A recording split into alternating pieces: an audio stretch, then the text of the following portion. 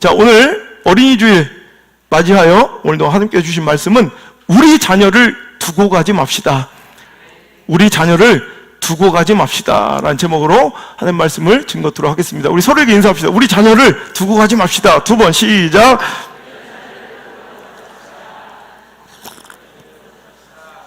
여러분, 예수님께서 십자가에 달려 돌아가실 때 수많은 무리들이, 여인들이 따라와서 예수님을 위해서 막 통곡하며 가슴 아파 울 때 누가복음 23장 28절의 말씀에 예수께서 돌이켜 그들을 향하여 이르시되 예루살렘의 딸들아, 나를 위하여 울지 말고 너희와 너희 자녀를 위하여 울라. 여러분, 이 예수님의 말씀이 20대를 향한 준엄하신 하나의 명령으로 들려지길 바랍니다. 다른 거 지금 복잡하고 신경 쓸 거 없다는 거예요. 막 교회 나와서 굉장히 막 복잡하게 신앙생활을 하지만 실은 우리가 간절히 오늘 이 시대에 우리가 눈물로써 통곡하고 기도해야 될 것은 우리 자녀 문제예요. 자녀들의 믿음과 신앙이에요. 내 자녀들의 영혼은 안전합니까? 내 자녀들의 영혼과 믿음은 여러분 안전합니까? 여러분, 이것에 의해서 여러분의 상황과 믿음, 또 여러분의 감정과 기쁨이 좌우될 수 있기를 바랍니다. 저번에 얘기했죠. 내 자식이 아무리 영성은 떨어지고 믿음은 떨어져도 성적만 올라가면 박수 쳐주는 그런 부모들 아니시냐는 거예요. 내 새끼들이 학원 한 번 빠지면 난리가 나는데 예배 한 번 빠지는 거는 아무렇지도 않게 생각하는 여러분 아니라는 거예요. 이래서는 안 돼요. 이게 바로 세상의 달콤한 죄고 사탄과 마귀의 달콤한 우리를 향한 딜이에요. 이 제의와 딜을 여러분 협상과 유혹을 받아들여서는 안 돼요. 여러분, 하나님께서는 출애굽 명령하실 때 남녀노소 모두가 나와 예배하고 가나안 땅을 향하기를 원하셨어요. 자, 계속되는 여러분 하나님께서 그 뜻을 선포하시면 그것이 아무리 불가능하고 무리일 듯 보일지라도 하나님의 뜻이라면 분명합니다. 여러분, 제가 목회하면서 지금까지 한 번도 무리가 아닌 적이 없었어요. 불가능에 가까웠다고. 여러분, 지금 당연하게 누린 이 모든 모습들이 다 불가능에 가까웠던 사건들이고 영적인 모험이었어요. 하지만 하나님의 말씀 따라 살아가면 결국엔 하나님이 일하시고 결국 하나님께서 성취하시고 하나님께서 해주십니다. 그 전에 우리가 돌이키고 우리가 겁먹어서 찌질이처럼 쪼다처럼 뒤돌아서니 그게 문제죠. 우리가 끝까지 하나님의 말씀 붙들고 하나님의 뜻 붙잡고 하나님의 비전을 믿고 확신하면 결국에 하나님이 일하십니다. 하나님 역사해 주십니다. 여러분, 모세를 통해서 430년 동안 바로의 종노릇하던 애굽의 노예 생활을 했던 이스라엘 백성을 끌어내어 가나안 땅으로 독립된 개체와 민족으로 세운다는 것은 정치적으로 보나 외교적으로 보나 군사력으로 보나 상황 처지 확률 가능성으로 보나 이건 말도 안 되는 제로에 가까운 확률, 제로에 가까운 확률. 근데 하나님이 하시면 되더라는 거야. 모세가 떨 것도 없고 걱정할 것도 염려할 것도 없는 거야. 그는 믿가만 하고 하나님 시키는 대로 당당히 선포만 하면 되는 거야. 그랬더니 바로가 말을 안 듣자 그 마음이 완악하자 하나님께서는 재앙을 내려서 애굽 땅에 재앙을 비처럼 쏟아서 이제 할 수 없이 그들을 굴복시켜 나가시고 하나님의 뜻을 성취해 가시더란 말이에요. 이제는 바로는 도저히 이들을 놔주지 않을 수가 없었어요. 내 소유물이었으나 이제는 더 이상은 내 소유물로 어둠의 세력과 마귀와 사탄 여러분을 가둬둘 수가 없는 거야. 우리는 하나님의 은혜로 자유하였습니다. 속량되었습니다. 우리는 이제 더 이상 죄와 사망의 종노릇하지 않아도 됩니다. 근데 문제는 뭐냐면 이제 우리들을 놓아주던 마귀와 사탄의 달콤한 제의를 보라는 거예요. 자, 10절에 바로가 그들에게 이르되 내가 너희와 너희 어린 아이들을 보내면 여호와가 너희와 함께함과 같으니라. 보라, 그것이 너에겐 나쁜 것이냐. 이게 무슨 말이냐면 내가 만약에 네 자녀들까지 내가 자녀들을 동행함을 허락하지 않은 것 같이 하나님도 너희와 동행하지 않을 것이다. 거꾸로 말하면 내가 너희에게 자녀들과 동행하여 나갈 것을 허락해 준다는 것은 너희들이 말하는 바와 같이 하나님이 너희와 동행한다는 걸 내가 인정하는 것이기 때문에 불가능하다 인 거야. 그러니 나는 그것은 허락할 수 없으니 11절 그렇게 하지 말고 자, 좋아. 좋은 게 좋은 거 아니야? 그럼 하는 말이 뭐예요? 너희 장정만 가서 여호와를 섬기라. 네 자녀만 두고 가라는 거예요. 그러자 그 딜을, 그 제안을, 그 협상을 모세는 받아들이지 않고 결국 왕궁에서, 세상으로부터, 시대 유행과 대세로부터 쫓겨나 버려요. 여러분, 우리도 마찬가지예요. 이 제의만 받아들이면 신앙생활이 편하고 관계도 수월할 수 있어요. 믿지 않는 불신자, 남편이 있건 가족이 있건 조롱당하거나 부딪히고 충돌할 이유가 없을 수도 있어요. 하지만 여러분, 분명합니다. 우리는 절대로 이 제의를 받아서는 안 됩니다. 우리는 하나님의 뜻은 분명합니다. 남녀노소 모두가 나와 하나님을 예배하고 하나님을 섬기라는 거예요. 주 예수 그리스도를 믿으라, 그리하면 너와 내 집이 구원받길 원하시는 거예요. 우리는 내 자녀를 두고 가면 안 돼요. 끝까지 데리고 가야 돼요. 목숨 걸고 그 신앙 지켜야 돼요. 여기엔 모두가 동의할 것이지만 이 시대의 현상으로 해석하면 여러분 다 동의하지 않을 수도 있어요. 여러분, 이런 거예요. 뭘 그렇게 유난스럽게 예배드리냐, 뭘 그렇게까지 해야 되냐, 너희는 열심히 해. 이것이 믿지 않는 남편이 그럴 수도 있고, 내 마음에 마귀 같은 어둠의 세력이 그렇게 나한테 속삭이 유혹할 수 있어요. 넌 열심히 해도 애는 애야. 그냥 애는 내버려둬. 애는 그냥 재밌게 놀게 내버려. 애들은 예배 어떻게 드리냐 그냥 둬. 이게 이 시대의 속삭임인데 거의 대부분의 교회들이 이 제의를 받아들였어요. 근데 어린 아이들의 예배, 우리 다음 세대의 신앙에 관심 갖지 않아요. 아니, 관심 갖는다고는 얘기하죠.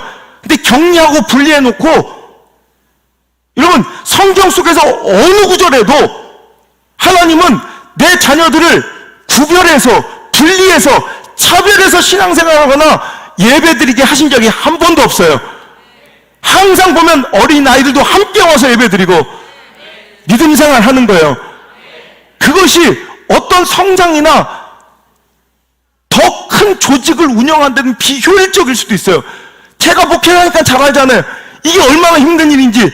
내가 아이들까지 신앙교육시키며 예배교육시키며 여러분 이렇게 살아가는 담임 목사가 얼마나 바쁘고 힘든 일인지 제가 더 잘 알잖아요.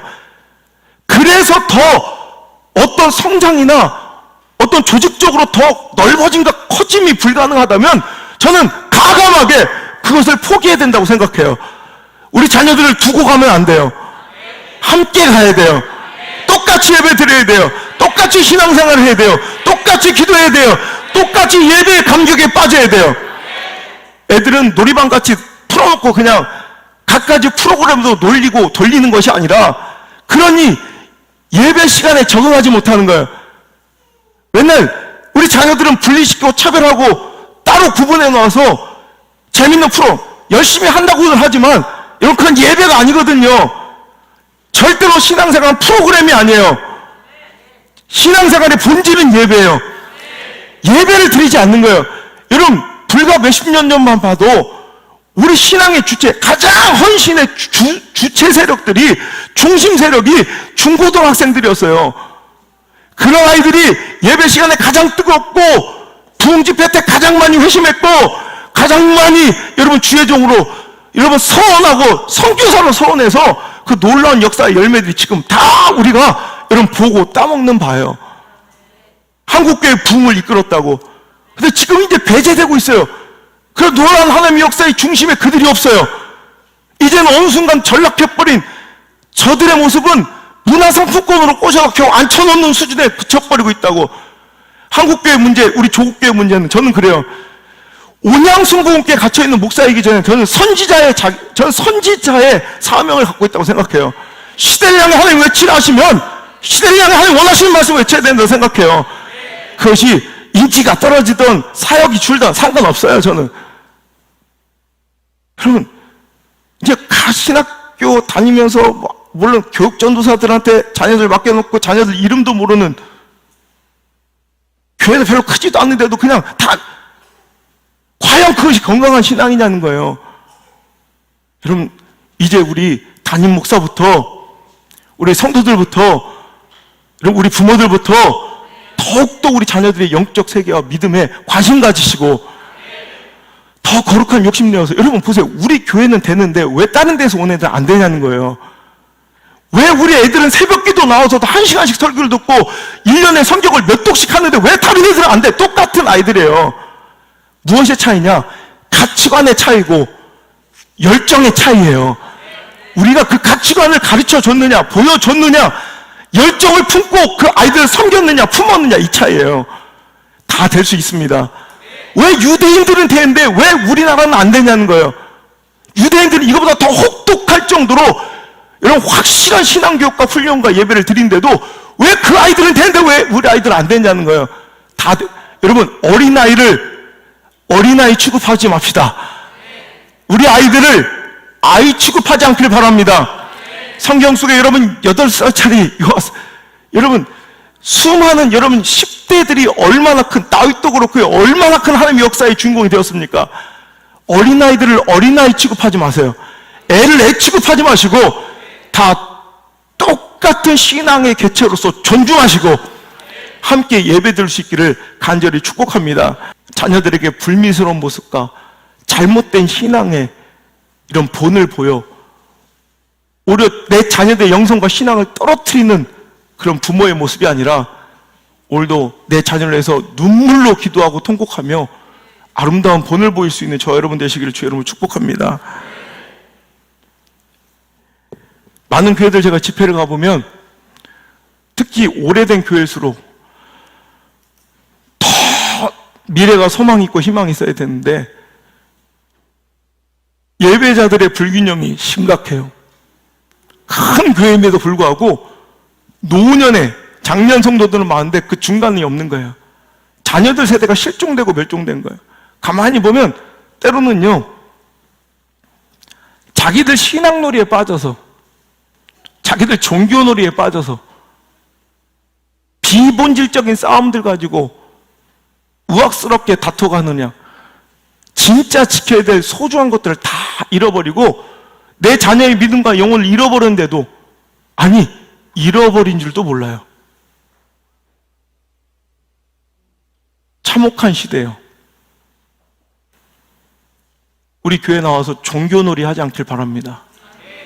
신앙놀이 하지 않길 바랍니다. 비본질적인 것들 가지고 에너지 쏟고 싸움하지 않길 바랍니다. 오직 본질, 그 본질에만 목숨 걸고 예배에 목숨 걸고 이 은혜에 목숨 걸고 전도 선교에 목숨 걸고 하나님께서 교회가 명령하신 그 뜻을 성취하는데 우리의 모든 힘과 에너지를 다 쏟을 수 있는 우리 교회 되기를 간절히 바랍니다. 예배의 자리에서 우리 자녀들 절대로 소외시키지 말고 제가 항상 얘기하죠. 항상 구약에서도 함께 아이들이 더불어져 그 은혜의 현장의 중심에 있었고요. 신약에서도 함께 말씀을 듣는 그 현장에 아이들이 있었어요. 그러니까 오병이어의 사건이 일어날 수 있는 거예요. 오병이어의 사건, 그 기적을 잘 들여보면 그 예배 현장에 아이가 있었던 거예요. 아이들을 너무 분리해 놓지 말고 차별하지 말고 진짜 예배를 잘 가르치고 그러니까 가장 좋은 설교는 뭐냐면 우리 엄마 아빠 할아버지 할머니의 예배 드리는 모습 이 감격적인 우리 장로님 권사님 집사님들의 예배하는 모습을 보여주는 거 이게 가장 아름다운 설교인 줄 믿습니다. 그 본이 되는 교회 눈물이 살아있고 보혈의 피 흘린 내가 언제나 녹아있는 예배 우리 자녀들에게 이 예배의 DNA를 반드시 물려줄 수 있는 저 여러분 될 수 있기를 주 여러분 축복합니다. 사도행전 1장 8절에 오직 성령이 너에게 임하시면 너희가 권능을 받고 어떻게 해요? 예루살렘과 온 유대와 사마리아와 땅끝까지 이르러 내 증인이 되리라. 우리가 성령 받으면 성령으로 충만해져 권능을 받으면 멈춰 있으면 안 돼요. 그 축복과 은혜와 믿음은 확산되어 가는 것이 건강한 신앙이에요. 그래서 빛처럼 소금처럼 그 선한 영향력과 주신 은혜와 믿음과 복이 확산되어 가요. 우리는 복의 근원이 되어야 돼요. 아멘.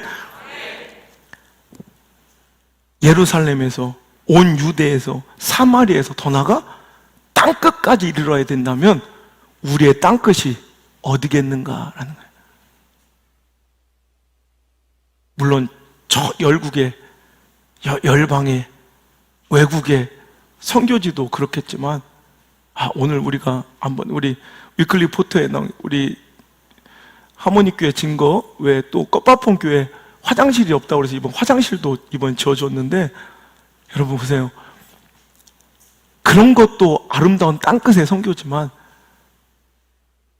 여러분 오늘날 선교학적으로 볼 때 복음화율이 3%가 안 되는 지역을 미선교, 미전도 종족이라고 불러요. 3%가 안 되는, 복음화율이 3%가 안 되는 미전도 종족인데, 오늘 우리 자녀들 중고등학교, 대학교는 더 하고요, 중고등학교의 지금 평균 복음화율이 3% 밑으로 떨어져 2.8% 밑으로 떨어지고 있어요. 어찌 보면 우리 자녀들이, 우리 중고등학생, 우리 중학생들이 바로 미전도 종족일 수도 있어요. 우리의 땅끝은 우리 자녀들입니다. 우리끼리만 뜨거워서 우리끼리 종교생활, 종교놀이에 빠져 있지 말고, 하나님께서 명하신 대로 내 자녀들의 땅끝까지 이르러 오늘도 그들을 끌어내요. 함께 믿음의 길, 오늘도 함께 예배의 길, 천국의 길로 나아갈 수 있기를 축복합니다. 실은 예배 드리는 그 예배만, 장정들만 드리라 시대는 꽃이지만, 실은 예배를 포기하는 것은 결국 가나안을 포기하는 거예요. 처음부터 세상은 여러분의 자녀들을 두고 그렇게 꼬시지 않아요. 네 자녀들 천국 못 가게 해라 이렇게 안 해요. 예배만 쉬게 해라. 언젠가 뭐 때가 있겠지. 지금은 바쁘니까, 지금은 고3이니까. 근데 예배를 이루는다는 건 가나안의 입성의 기회를 놓친다는 뜻이에요.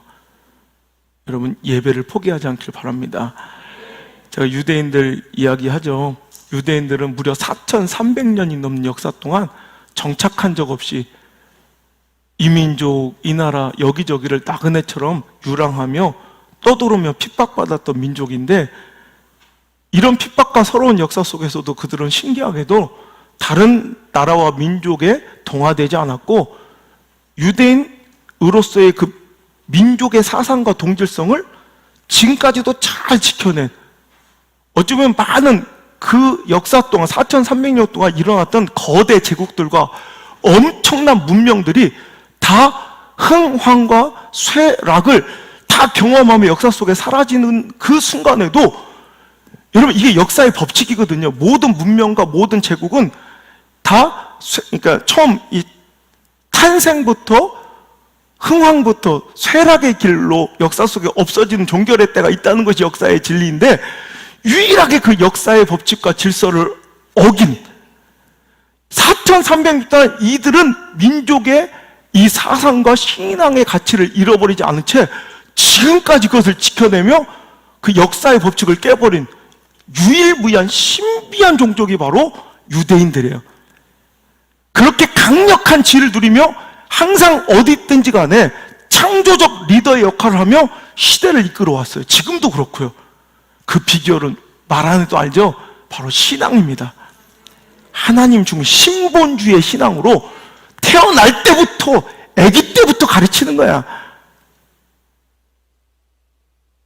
그래서 그들의 교사는 첫 번째로 가정의 부모예요. 그들은 부모가 다른 역할보다 제일 먼저 우선으로 해야 될 것이 하나님 나에게 맡겨주신 내 자녀에게 신앙을 가르치는 것. 타협이 없어요. 지금도 철저하게 예배와 신앙 훈련을, 헌신 훈련을 지금도 조금의 타협도 없이 세상에 어떻게 변하든 유행과 대세에도, 내 각자의 개인적 상황에도, 처지와 형편에도, 내 감정과 관계도 휘둘지 않고 하나님 본위에 그 신앙을 아기 때부터 철저하게 가르쳐요. 그때 여러분 누가 더 강력합니까? 오히려 손해보는 것 같아도 유대인은 지금까지도 강력한 지혜를 누리며 축복을 누리죠. 여러분 항상 유대인들에게 항상 있는 의식들이 뭐냐면, 아버지는 항상 사상과 권위와 능력의 상징이에요. 아버지는 항상 권위, 힘, 능력, 사상. 근데 어머니는 항상 사랑, 눈물, 긍휼의 상징이에요. 근데 자녀는 항상 희망의 상징이에요. 그래서 성경도 시편 127편 4절에 젊은 사자의 자식은 장사의 수중에 화살 같다. 자녀들은 항상 그에게 소망이고 희망으로 가르쳐졌어요. 그래서 그들은 희망이 있는 곳에 자기 전부를 걸어요. 그들은 민족의 희망, 가정의 희망이 있는 그곳에 자기가 쏟을 수 있는 모든 것을 다 쏟아요. 왜? 그곳이 희망이기 때문에. 우리는 어떤가 한번 되짚어 보자는 거예요. 우리의 희망은 우리가 아니면 우리 세대가 아니라 바로 우리 다음 세대입니다. 우리 다음 세대를 위해 우리 소망은 저기에 있는 거지 우리에게 있는 게 아니에요. 여러분에게 축복합니다. 여러분 자녀들 덕 보는 부모 되시길 바랍니다. 난 내 자녀들 덕 보고 살 거예요. 어떤 사람 내 개척 때부터 얘기했던 거 기억나죠? 여러분 개척 때 어떤 사람이 나한테 손살이 아이고 나는 이제 늙으면 자녀들한테 이제 폐 안 끼치고 어디 산속 들어가서 그게 축복이야? 그냥 자녀들이 힘들게 꾸짖꾸짖 사니까 부모님들이 뭐 의지하지 못하는 거지. 여러분 자녀들이 막 당당하게 살아봐. 계속 요구하지. 힘들어 죽겠어. 그게 행복이고 축복이에요. 자녀 덕 보고 사는 인생. 자녀들이 너무너무 축복받고 잘 돼서 야 엄마 해외여행가게 300만 원만 내. 아빠 차 좀 바꿔줘. 여러분 당당하게 얘기할 수 있는 그런 자녀들 돼서 자녀 덕 보고 사는 게 좋지. 아멘 안 할 거면 64살까지 애 저기 뒷바라지하면 살든가. 그 비참한 거예요. 여러분 자녀들 덕 보는 가정 되시길 바랍니다. 우리 교회 자녀들 덕 보는 교회 되길 바랍니다. 자녀들 잘 되고 자녀들이 시대적 인물이 돼서 하나님 영광 돌리는. 저도 맨날 매스컴에 나오고 신문에 나오지만 저는 그럴 때마다 기도해요. 하나님 저는 이제 그만 주시고 내 자녀들이 여기 나오게 해주세요. 제가 어렸을 때 그랬다고 이제 우리나라 5대 1간지 내 인생에 한번 우리나라 5대 1간지 전면에 한번 실려봐야 돼. 그게 멋진 인생 아니에요. 저 전면에 한번 실렸잖아요. 이거요 일면에 한번 실려보자 이거요. 사회면 말고. 그래서 그때마다 인터뷰할 때마다 하나님께 영광 돌리고 우리 온양순복교회 자랑하고 목사님의 이런 신앙의 가르침과 양육 자랑하고 눈물로 기도해준 우리 엄마 아빠의 기도와 신앙의 유산을 자랑하는 멋진 우리 자녀들 되길 주 이름으로 축복합니다. 그래서 이제 교육부서와 담당자들 저 담임 목사부터 우리 희망이 있는 곳에 우리 소망들에게 모든 관심과 열정을 헌신과 섬김을 쏟아 정말 전심으로 다음 세대를 품고 살리는 우리 교회와 이 시대의 모든 교회들이 되기를 소망하고 당부하고 축복하고 하나님의 명령을 선포합니다. 우리 모든 교회들이 지금부터 이제 정신 차려서 남 얘기가 아니고 먼 훗날의 얘기가 아니라 지금 당장 이 시간에 얘기해요.